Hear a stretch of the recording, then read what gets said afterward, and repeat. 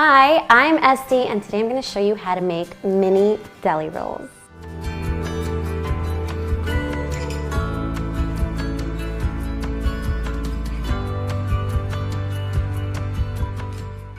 I love making mini deli rolls. Aside from being so absolutely adorable, they're actually so easy to serve because you don't have to slice and there's no falling apart.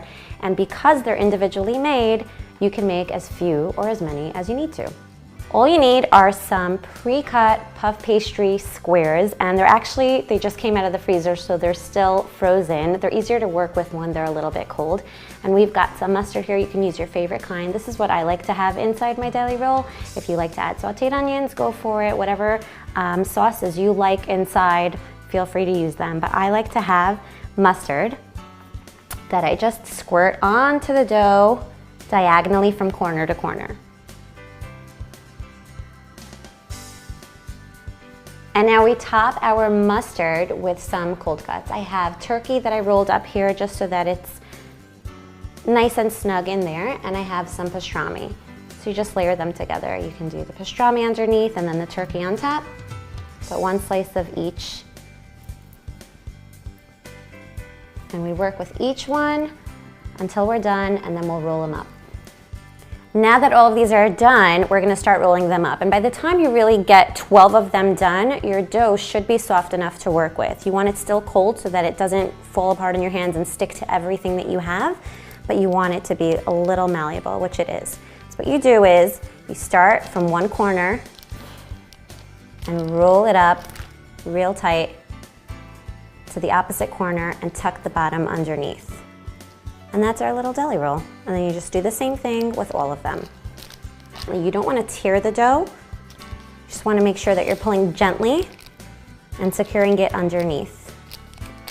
If you don't secure the bottom piece underneath, they might come undone when they bake, and then it kind of makes a big mess and they look open. They're still delicious, so don't worry if that does happen, but this is the way to ensure that they stay closed throughout the baking process. You just tug and secure underneath. Now that these are all rolled up, I transfer them to a parchment-lined baking sheet, and instead of an egg wash, I like to brush them with some duck sauce because it gets this nice sweetness that caramelizes in the oven, and I love it. They're absolutely irresistible. So you just take a brush and generously brush them. If it overlaps on the side, that's fine, and if some of it pulls onto the cold cuts in the corners, that becomes extra crispy and delicious. And then I like to sprinkle them with some sesame seeds. You totally don't have to, but I love the little extra something that it brings to them. So we just make it snow sesame. And now we pop these into a 350-degree oven for about 20 or 25 minutes until they're nice and golden brown. These just came out of the oven and they smell incredible. And look how beautifully golden brown they are. And they're nice and toasted on the bottom too. Oh my goodness. And they're nice and sticky. You can see all of the sesame seeds stuck to it, and the bits and pieces got caramelized. Those are my favorite parts. I think I have to take a bite of one of these right away.